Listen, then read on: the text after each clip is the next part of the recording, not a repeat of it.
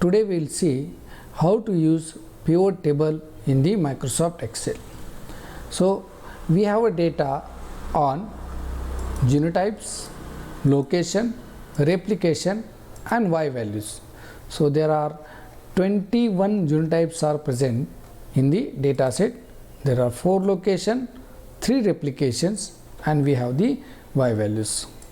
So let us see, suppose I want for our particular location 1, okay, particular location 1, 2, 3 with we want genotype values and the replication should be in column.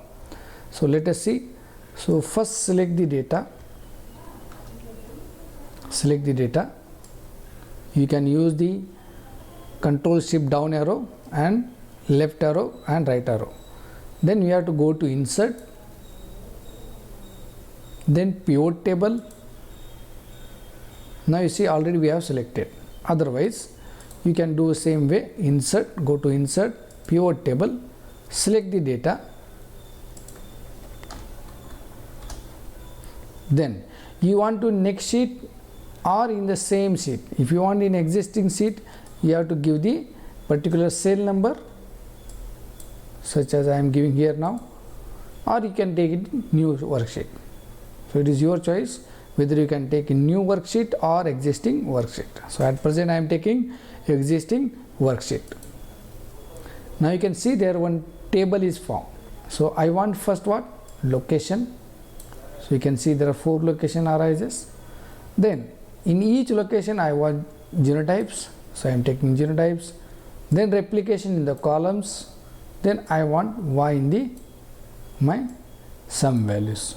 Here you can do one thing, either you can have the sum values or the average values, minimum maximum values.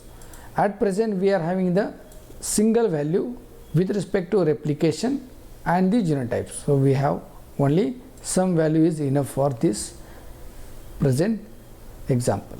So you can see here we can take this one,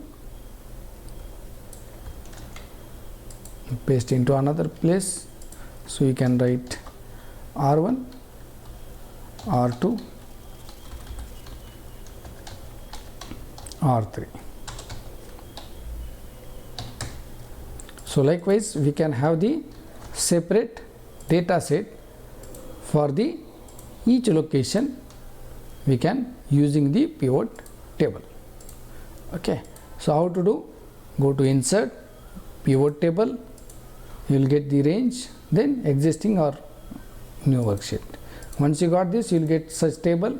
You click on the generation, location, replication in the column, Y values in the sum values. So this is how we can use the pivot table.